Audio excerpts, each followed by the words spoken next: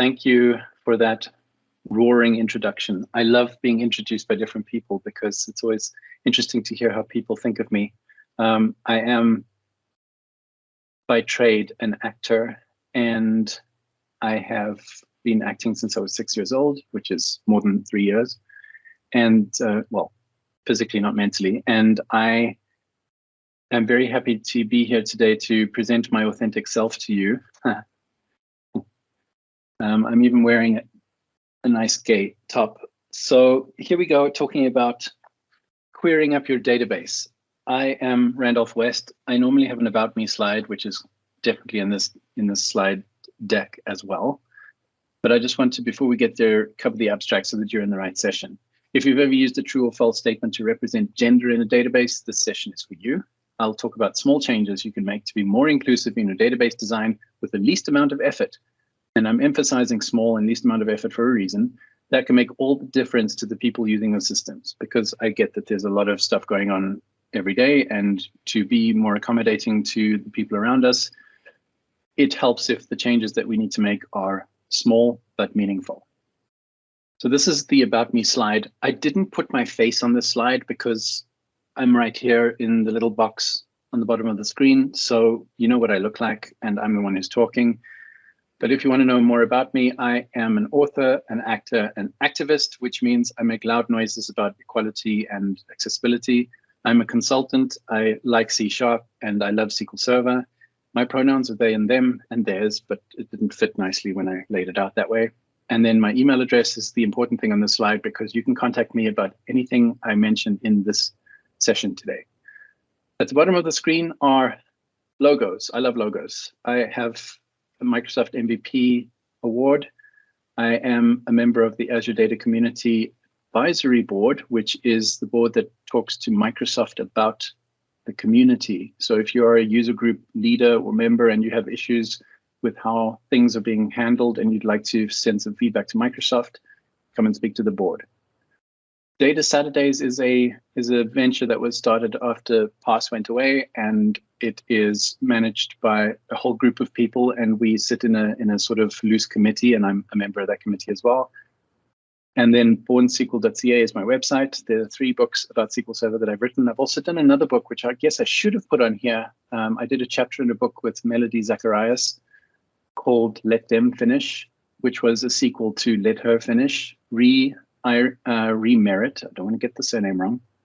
Re is one of the co-authors of that book, and we spoke about what it means to be part of a group that is not straight white male. And that's probably the book I really should have mentioned on the slide instead of the technical ones. But let's get to it. Let's look at inclusive table design. This is the first time I'm presenting the session because I designed it specifically for this conference. So if I run out of time or if I have too much time at the end, it's my fault because I didn't plan it correctly. But if we do have time to discuss things, then let's do that. I'm going to firstly show you some statistics about various things, because we're not going to just talk about the one topic that's mentioned in the abstract. Then we're going to ask ourselves, do we really need to store that information? We're going to ask if you've thought about your audience. Have you designed a table or a database for your audience or for your employer or your organization? And have you thought about how those two should work together? We're going to talk about technical implementations of these things. Of same is a nice little old-fashioned English terminology of saying technical implementations of the things that we just spoke about. And then brunch, because this is a joke about the gay agenda. So here we go. Some statistics. Let's talk about mononyms, or people with one name. Yes, we're not talking about gender just yet. People with one name. Well, we know about Madonna and Cher, but let's talk about this in a more global context. Mononyms are a thing. In other words, they're significant in these areas: Turkey, Iceland, Indonesia, North America, India, Afghanistan, Myanmar, and other places. Lots of places have folks with one name only. Or by convention, they have one name, and that's their first name, and then their surname or last name is just a capital letter of the beginning of their surnames. So the point here is that your database design, which might have first and last name or first name and surname, isn't going to be conducive to everyone in the world. And I mentioned North America as well, because there are indigenous people who have one name. And a lot of the database design websites and blog posts and books that I've read talk about, catering to a North American audience. But in this case, North America is not just the US of A with white people. There's also Mexico. People tend to forget that Mexico is in North America as well. So there's a lot of things that you have to take into account when you're designing tables that you probably aren't thinking about because it's not in your worldview. So I mention all of these areas because you may not be thinking about this if you are not planning to go global, but bear in mind that even in your local area, you might have to consider things like this. So mononyms. Folks like Madonna, Cher, Teller from Penn and Teller, Pele, the football player, and Björk, the singer. Now, Björk is an interesting case because in Iceland, they do have surnames or last names, but the names are based on their father's names and then whether they're a son or a daughter. So it is Björk, the daughter of father's name. And I haven't written it here because I cannot pronounce it, so I'm not going to embarrass myself. So conventionally, Icelandic people go by just their first name, even though they may have two names.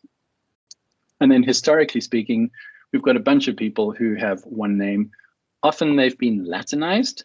So you'll have Confucius, which is definitely Latinized. You've got Cleopatra, which is probably not how it was pronounced in ancient Greek. Socrates, or Socrates if you're English. Liliuokalani.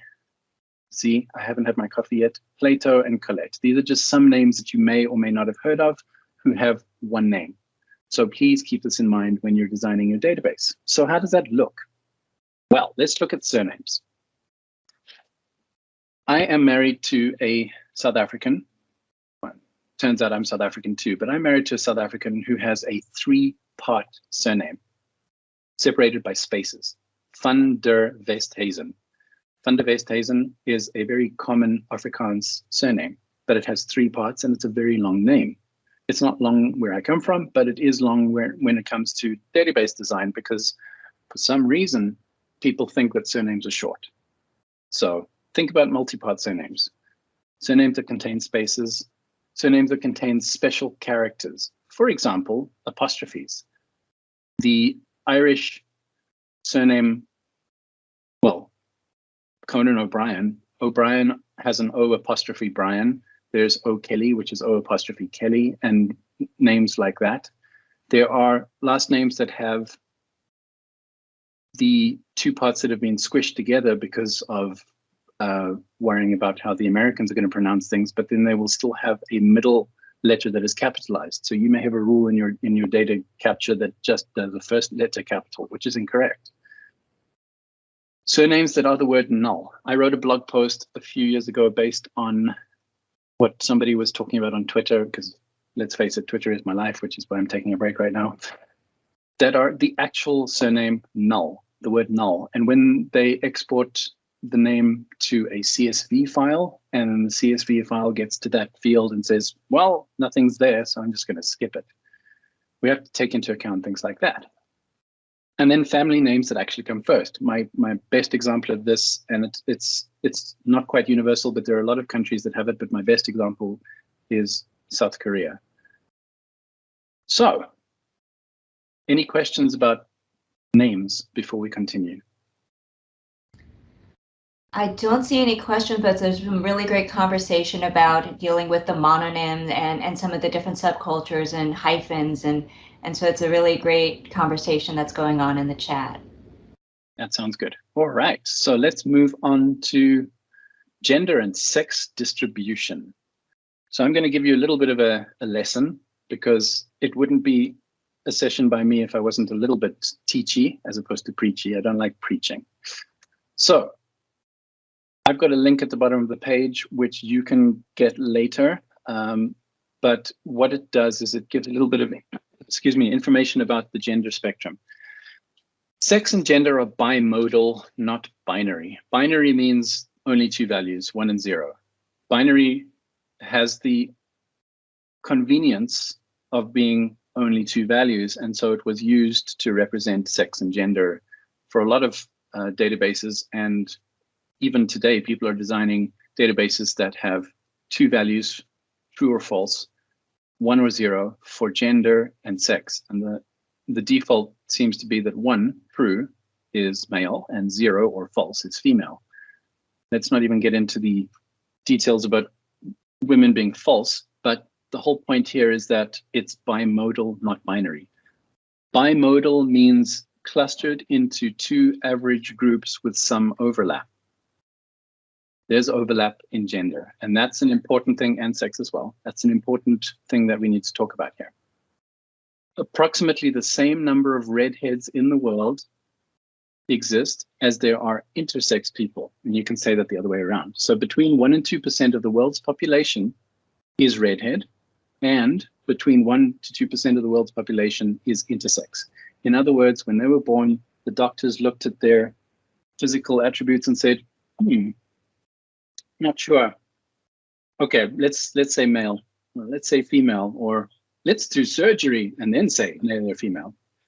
So yeah, and then there's gender identity, which is it seems to be a fairly new concept in the world these days because we're more aware of it, but gender identity has been a thing for hundreds of years, just by the way, and we're going to talk a little bit about that next. You may have heard about pronouns. Pronouns are not always reflective of sex or gender. So a person might have the pronouns he/him, and their gender might not even be male or masculine presenting. They may be a lesbian. And well, there's another kettle of fish that we can unleash and talk about, but we don't have 6 hours and lots of time to get into the nitty-gritty. But pronouns are not always reflective of sex or gender. So when somebody says, my pronouns are he/him, or they/her, or they/them, or ze/zer, or xi, or any number of what we call neopronouns or new pronouns, words that we haven't heard before because they're new, we may instantly react and say, well, I've never heard of that, therefore it's not a thing. That is, I've written about this in the book with Melody, that if you can remember a Starbucks order, and let's be honest, Starbucks orders can be complicated, you can remember somebody's pronouns. I admit, it's tricky at first, but when you start including it into your worldview, it's just another thing about somebody. It's another attribute about somebody that you can learn. I know that when I make tea for a friend of mine who comes to visit the house, that they take 2 sugars and no milk. If I can remember that, I can remember their pronouns. So one more thing about pronouns, which is a little preachy, and I apologize in advance because I said I don't like being preachy. If you don't know somebody's pronouns, it's okay to say they/them. But if they do tell you what their pronouns are and tell you that they and them is incorrect, please use the correct pronouns that you've been provided. That's my preachy moment done. This is a bimodal distribution graph. This is an actual data set with no context, and that's the point of the slide, is I'm giving you a graph and you have to guess what this is. And you can come off mute and try and guess what I'm showing you here while I take a sip of coffee.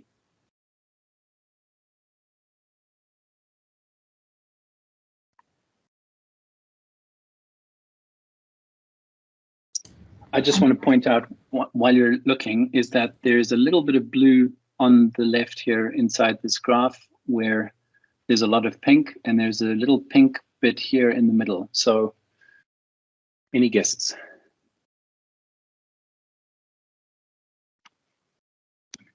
No one? Okay, cool. I'll put you out of your misery. This is my sleep pattern. My sleep pattern is bimodal. In other words, sometimes I fall asleep at 2 o'clock. The latest I've fallen asleep is around 4:30 to 5. And most of the time I wake up in this distribution, and I told you that 9:30 was early for me. And sometimes I've woken up at 2:15 and stayed awake the entire night, which was me 2 nights ago. So the point is, this is what a bimodal distribution looks like. You've got 2 general areas. You've got the left values, which in my case is when I fall asleep, and the right values, which is generally when I wake up. But there is some overlap.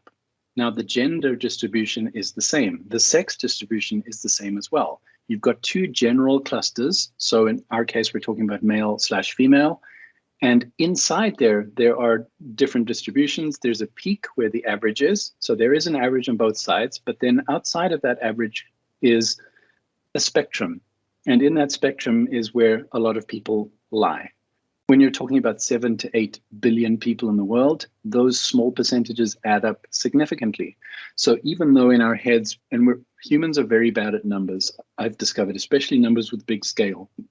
So while I've spoken about, for example, latency, network latency, I talk about the fact that there's a billion nanoseconds in 1 second. So therefore, a millisecond versus a nanosecond it's a millionth of a degree difference, right? It's humans are bad at numbers. So when we talk about 1 or 2%, it sounds like a small value until you provide the context that it's 1 to 2% of 8 billion people. So although the number of people who don't present as the same gender or sex as what's on their ID is small, it's not a small number of actual people. So keep that in mind. We're not talking about 10 or 20 people worldwide. We're talking about millions and millions of people. In fact, out of 8 billion, we're talking about 100 and, let me get this number right, 160 million, 2%? 16, yeah, 160 million. I think that's right. Yeah, numbers are hard, but that's a lot of people. So the next question is, do we actually need to store this information? Do we need to store somebody's gender? If so, why? Do we need to store their pronouns? If so, why? Do we need to store their legal names? If so, why? Do we need to store any identifiable information? And this goes to GDPR, this goes to identity theft, this goes to a number of things. But do we need to store social security numbers? Do we need to store credit card numbers? Do we need to store information? That should be your first question when you're designing a new database. Do you need to store the information? The answer is usually no. If you're not legally compelled, and I'm using the word compelled here to store it, don't. Don't store gender, don't store date of birth, don't store social security number or other identifying numbers, and don't store the legal name unless you're legally compelled to do so. And as far as gender and sex are concerned, for medical reasons, for insurance reasons, sure, there may be reasons for that. But generally speaking, if you're just using a marketing database, you probably don't need that information. And this is where I'm going to go a little bit off book, and that's why I was looking for this phone earlier. I'm going to read something to you from a Vice article, and I will provide the link at the end because I found this after I set up the slide deck. Excuse me. And this comes from Vice. It was written in 2016, so this is already 5 years old, this article. A new survey of young Americans aged 13 to 20 years old, also known in marketing speak as Generation Z. So we had Generation X, Gen X, which is my generation. We had Generation Y, which is also known as millennials. And now we have Generation X. And in 2016 already, so 5 years ago, we were talking about people who were already 13 to 20 years old. So these folks are now almost legal age majority in all cases. So Generation Z, if anybody says millennials are 20 years old, they're lying. So anyway, Generation Z has found to be more open-minded and permissive than their older millennial counterparts when it comes to issues of gender and sexuality. According to a report by trend forecasting agency J. Walter Thompson Innovation Group, only 48% of Gen Zs identify as exclusively heterosexual. Now, that bimodal distribution I showed you of gender is the average worldwide, would be those two peaks, right? But if you're looking at younger people, and this happens to be the case with a lot of things that change over time, younger people are more adoptive of new things, right? But again, gender identity is not a new thing. It's just that we're more aware of it because of the internet. So only 48% of Gen Zs identify as exclusively heterosexual, compared to 65% of millennials aged 21 to 34. So they tried to adapt to the age scale. On a scale of 0 to 6, and some of you who may be watching this are aware of the Kinsey scale, which was a guy who did some research and was used by Kellogg's to create cornflakes because cornflakes stopped you from masturbating. I'm not kidding. On a scale of 0 to 6, which was the Kinsey scale, where 0 signified completely straight and 6 meant completely homosexual, more than a third of the young demographic chose a number between 1 and 5. In other words, only 24% of the older counterparts so on more than a third compared to only 24% of their older counterparts identified as somewhere in the middle of the gender spectrum. I'm not going to read the whole thing, but that's something that you should be aware of. Yes, the younger people seem to be more, it's not trending. I promise you it's not a trend. It's not this, there's no agenda for people to take over the world. It's just that we're more aware of it because of the internet. The internet has democratized how we share information. So people are being more open with how they view the world. And because of that more open approach, we're more aware of things. It's not that there's more people who are queer. It's not that there's more people with ADHD. It's just that we're more aware of it and people are talking about it because there's no stigma attached to it, or there shouldn't be. So let's talk about your audience when you're designing the databases itself. We're using a link here from patronmanager.com/blog-the importance of gender inclusivity in your database. So we're talking about gender here, but this does apply to other things as well.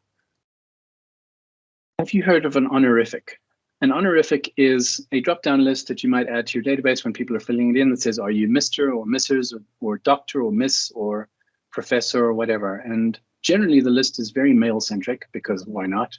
And there are very few options for people who don't identify with any of those descriptions. Honorifics were created mainly for marketing reasons. So when you send an email, you can say, Dear Mr. Weissman. Sorry, I was trying to think of a straight person I knew. And I don't know very many because that's a choice I made. That was a joke. That was a joke. I feel honored. Dear Mr. Weissman, please be advised that your overdraft has been approved. You can now buy your $1 million house at the beach, and everybody's happy. But then how do I choose an honorific? There's no honorific for me because there just isn't one. I would have to choose one and feel unhappy about my choice, or I would be able to choose none. Well, why do you need an honorific? If it's for marketing reasons, take it away. You don't need it. It's less data to store, firstly, even if it is only a lookup table that you're using. But why do you need it? Have you thought about your audience and who would be using your database and why they would want to fill that in? If it's for marketing reasons, take it out. You don't need it. That article that I referred to, the Vice article, also goes into details about what people's shopping preferences are, and that younger people are now shopping outside of their gender identity as well. So whereas millennials would have chosen, I think it's about 54% of millennials will shop at a store in their gender identity. So they'll go, if they identify as male, they'll go into the boys section, or if otherwise they'll go into the girls section. But 54% is a very low number when you think about it, and that's millennials. So if you're talking about Gen Z, which is the new generation, or Gen Z, there you go, Ree. If you're talking about the new generations, that diversity is even broader. So marketing has some very fixed ideas in its head about gender separation and toys for boys and things like that. But in many cases, and I won't say often or most, but in many cases, that is completely wrong. So don't store it. Do you cater to mononyms? Do you cater to people with just one name? Do you cater to short names? Well, now that's a weird question. Why are you asking that? Well, I went to school in South Africa, and one of the classmates that I had, his last name was H.O. because he was from Asia. So no databases that he filled in ever accepted his last name because it was only 2 characters long. Because for some reason, I don't know what it is, but people have decided that you cannot have a last name shorter than 3 characters. What? Why? What are you hoping to avoid? Well, maybe it's a design decision because of the fact that your search stored procedure has been limited to 3 characters or more because you don't want to hit the database too much. Well, guess what? You're going to have to change how your search algorithm works because you are ignoring a whole group of people who only have 2 characters in their name. Or let's talk about people from Asia in their local alphabets who only have 2 or 3 characters in their name anyway because you're storing Unicode now. How do you cater to short names in your database. Stop putting a limit on the minimum length of your names, please. And do you allow renaming? So this is a personal bugbear of mine because I am male presenting. I look male, I sound male. Everybody calls me he, but I changed my surname when I got married. Now in Canadian law, I don't have to change it legally. I can change it just in use. So my name Randolph West isn't the name on my ID. But in every single database where I have to go and put in my name, I have to put in the name that's on my driver's license. And I feel a little bit worse every time I have to type it in because it is a name I associate with poor memories.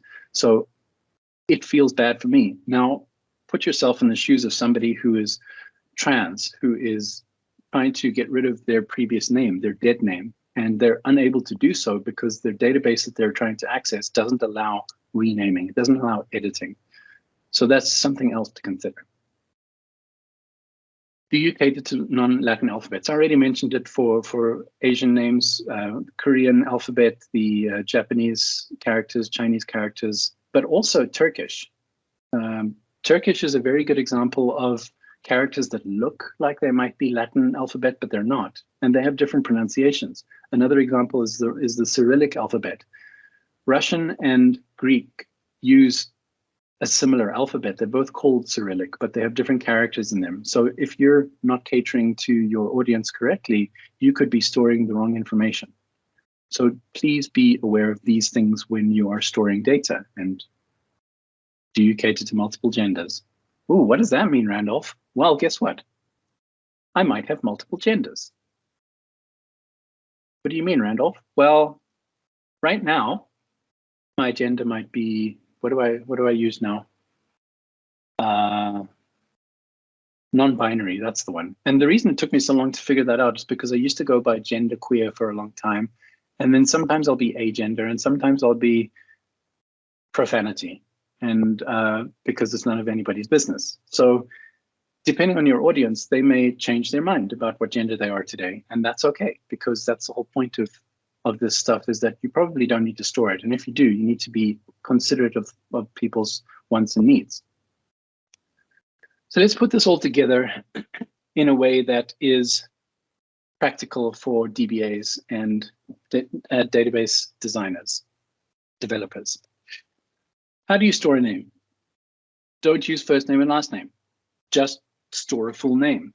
I've put a little asterisk there, which means that you need to consider temporal tables. Because we just spoke about dead naming, we spoke about people who want to be able to edit their names, but you may have data that is dependent on old information for legal reasons. Let's say you need to do an auditing report of medical history, and before somebody transitioned, you need to get their information for insurance reasons.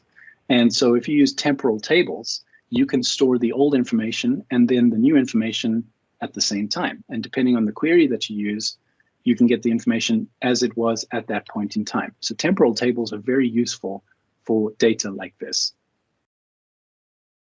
Do use a preferred name. What is a preferred name, Randolph? Well, I'm so glad you asked. If I'm going to be putting in Randolph West in every single full name field, how do I want to be addressed? How do I want the emails to be addressed to me? Well, that's where I'd put in Randolph. So it's kind of sort of the same thing as a first name, but it is more generalized to the world at large. So if I want somebody to talk to me directly, whether it be through customer support or through marketing emails, that's what a preferred name would be. So put in my full name, but my preferred name is how you would address me. And then please don't make an honorific a required field. Don't require me to choose Mr. from a list, because I'm going to look for the none. And if I cannot find none, I'm not going to fill in the form, which means I'm not going to add my data. And if that means that it somehow prevents me from using your system, I don't care. And the reason I don't care is because there's other things in the world that I can care about instead. I have had battles with support about this kind of thing, and then I haven't, because if you're not going to cater to me, there's little chance that you're going to cater to me about other stuff as well. So generally speaking, if I cannot fill in a form that takes my needs into account, I'm not going to fill in your form, and therefore you're not going to capture my data. And please don't restrict the minimum length of a name.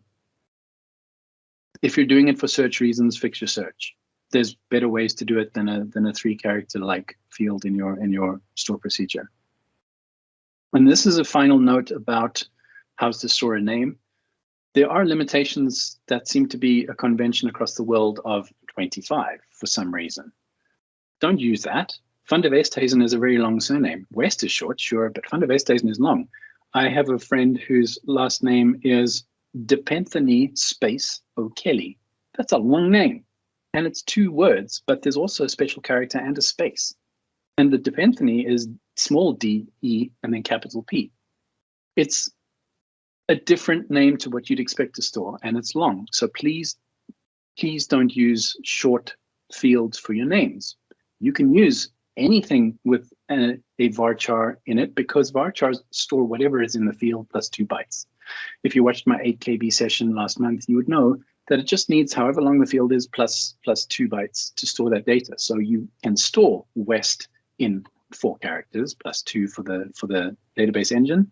That's 6 bytes. But you can also store Depenthony O'Kelly. You can also store these longer names and not worry about your storage issues too much. So please just use wider fields for names. Let's talk a little bit more about storing names. Please don't assume somebody's gender or sex from a name. What does that mean? Well, my name is Randolph. How many women do you know called Randolph? Well, I don't know any, but I'm also not a woman. I'm non-binary. I don't have a gender. I'm right, unless you know that about me. So if you're looking at my name on a call sheet because you're the director of a movie or a TV show, and you see my name on a call sheet and you tell the assistant director to call me, and the assistant director says, "Hi, Randolph, how are you doing?" And I say, "I'm good," and she hears what sounds like a male name and then calls me he. That's unfortunate, and we don't want that. So don't assume a gender or a sex from somebody's name. And please don't split names on a space character. If you are storing a full name and then your fantastic developer logic says, right, well, after the first space, that'll be the first name, and then whatever's left over will be the surname. Okay, cool. What about Korean folks whose family names are first? So you're going to call everybody Park instead of what their actual first name is, which is after the space. Or they may have several names for their first name. They may have Van der Westhuizen, which is a great example. Is my husband's surname Westhuizen? Is it de Westhuizen or is it Van der Westhuizen? That's where West comes from, by the way. It's Westhouse, Westhuizen. Where does the surname start? Because there's a whole bunch of spaces in there.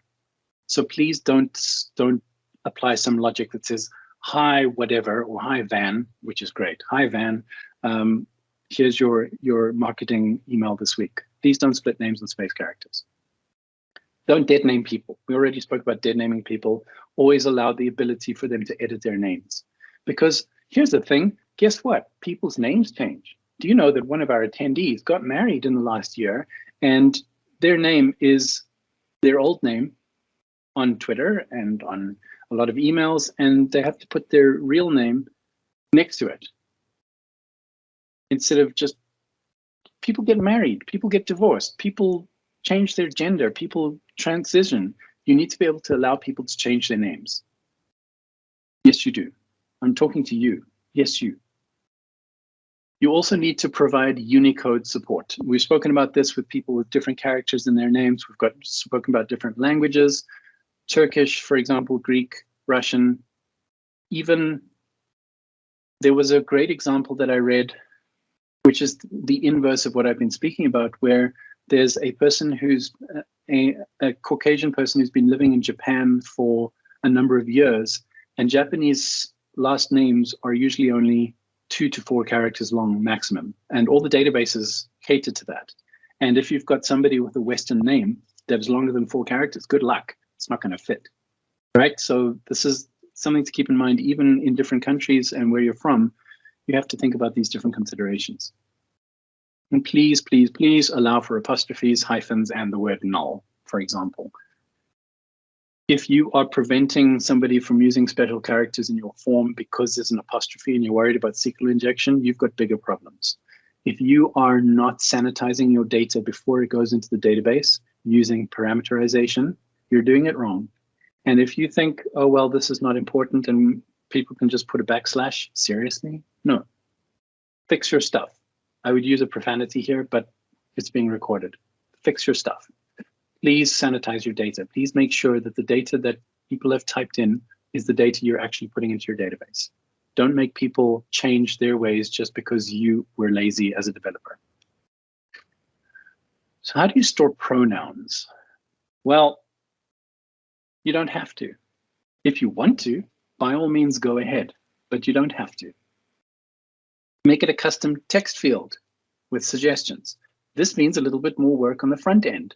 So for example, if you have a form that you want people to fill in and you want to be inclusive, you would have, please put in your full name, please put in your preferred name, please put in your gender, and please put in your pronouns. Don't make it a drop down. And the reason for that is people change their minds and you won't include everyone. There will be a case where somebody feels excluded. And that has been an ongoing issue with the LGBTQIA2+ community. Did you hear how long that abbreviation is getting? The issue with names, the issue with words is that we cannot come up with names or words or descriptions or groups fast enough to make everybody feel included. So that's why we want to use umbrella words like queer or gay, because we think that that's better, but some people don't identify that way. And the case with genderqueer, for example, as a gender descriptor, it's the same with pronouns as well. But if I change my mind, then I should be able to store multiple values there. So you have to provide it as a custom text field and make a suggestion. So look, we know that 80 to 90% of the world doesn't know or care about pronouns.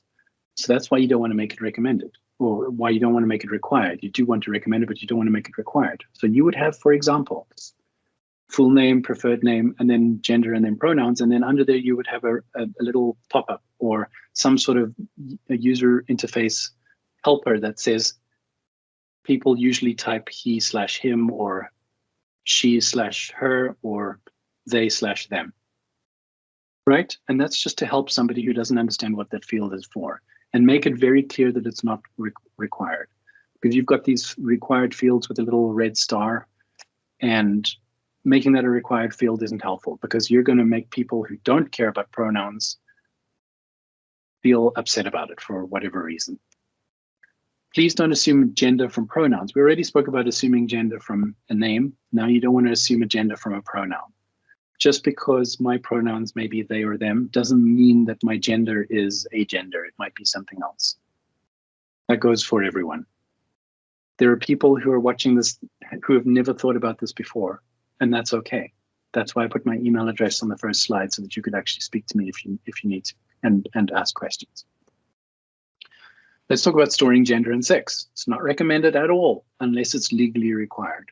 Please don't store it unless you need to.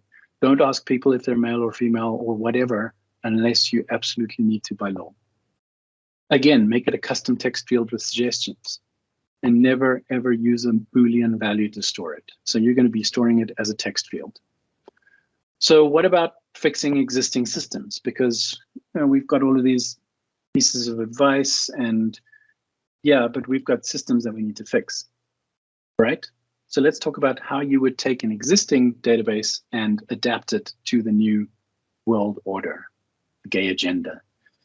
And we've got 20 minutes left, and this is probably not going to take 20 minutes, so there will be time for questions at the end.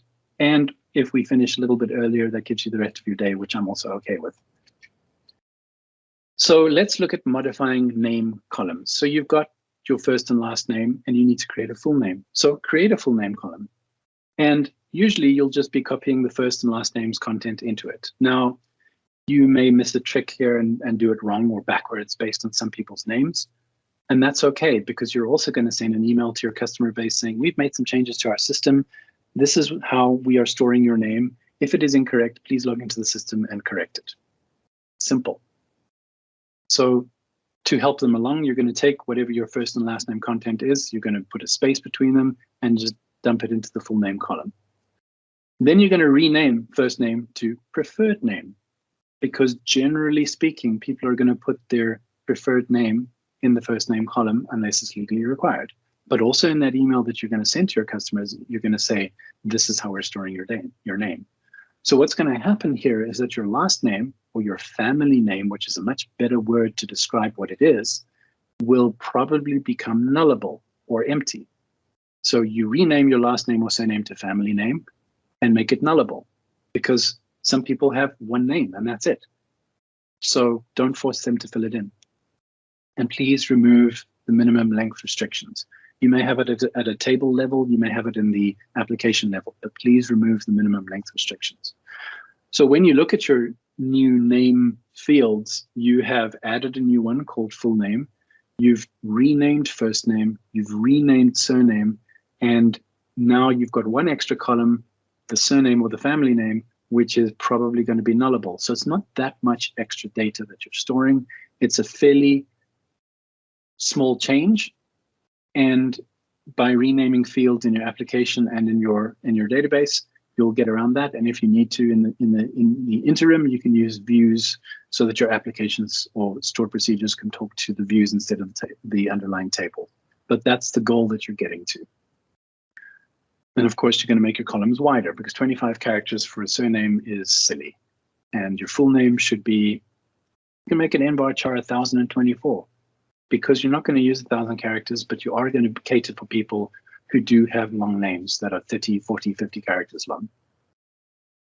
How do you modify sex and gender columns? Well, you need to stop using a Boolean value. So if you've got a gender column that says true or false, don't do that. You're going to create a new nvarchar column for gender, and this could be 255. I'm just using this as an example, but it can be wider than that. You're going to make the gender column nullable. All of them. I say all of them because you've still got the old column that was the true or false. So you're going to make that nullable firstly, and you're going to make the new one nullable as well, because unless by law you are required to store this information, generally with gender you're not obliged, then make it nullable so that you don't have to force people to fill it in. I've got a little asterisk there as well, which says unless legally mandated. So if you want to support people with multiple gender identities, so I may be a gender today and gender queer next week or gender fluid the following week, I might want all three of those. So you're going to have to create a cross-reference table. In other words, you create a table here with user ID, and you create a table here with gender ID, and then you do a cross-ref. And yes, then it's not a text field. Then you've got to do some logic that captures all the names and puts them into a drop-down list and all that kind of stuff, and then links them together. Or you can just do text field, user ID with a one-to-many link.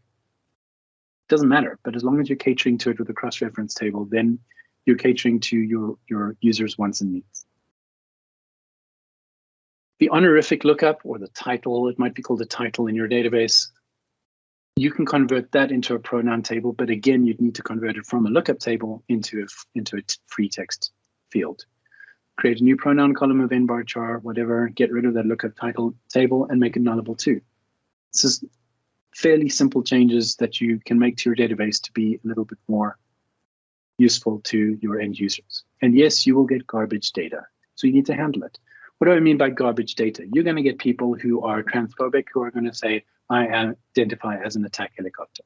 And you're going to have to erase that data or ban them from your system, because people like that shouldn't be on your system. You're going to be a little bit more proactive in the way that you manage people's personal identifiable information. And yes, that happens all the time because people think they're funny. If you want to support people with multiple pronouns, so they, them, he, him, she, her, some people might identify by all of them. And so you'll need to create a cross-reference table again to store all of those different options. Might be easier not to store it at all, right? This one's an interesting one because the bullet points that I'm going to put here are obvious to you, but I want to make it very clear that what I've noticed as a consultant is that people confuse personal data with user data. User data is a user ID, when it was last modified, and whether they're allowed to log in or not. And then you'll have a different table which shows their roles and whether they have access to certain parts of the system. The only information you need to identify a user in your database is a user ID. You do not need to know that user ID 27 is Randolph West. You don't need to know that.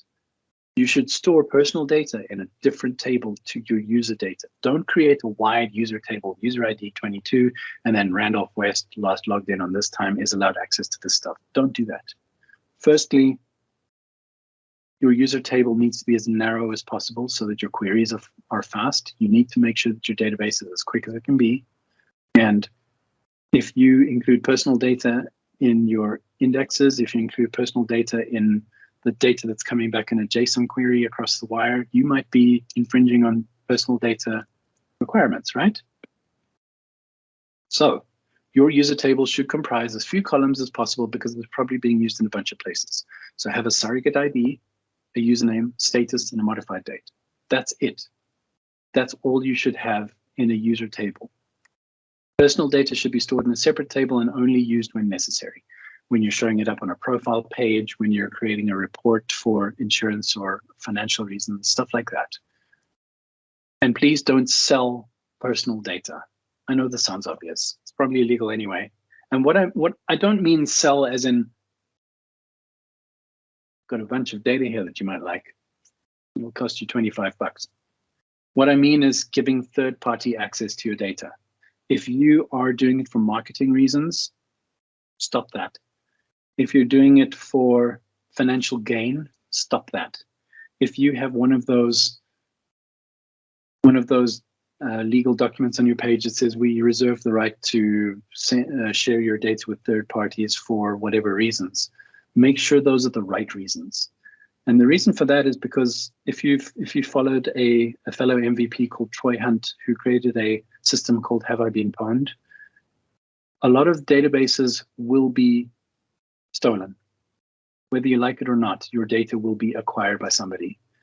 And if you make that harder to do by not sharing your databases with other people and then them having a copy of it on an open AWS bucket, which has happened more often than you'd like to think, the better for everyone. So if you're going to share data with other people, please anonymize it. And if they really need to know stuff like gender, sex, and social security numbers or whatever, then make sure that it is done in a secure way, because data is very valuable and selling data is bad. Remember to encrypt your data, basically. Alrighty, we have just about 10, 12 minutes left. There's time for questions. If you don't have too many questions, that's okay, because like I said, this session was invented for this conference and I wasn't sure how long it would take. So please feel free and ask questions, and I'm gonna stop screen sharing if I can remember how to find that button.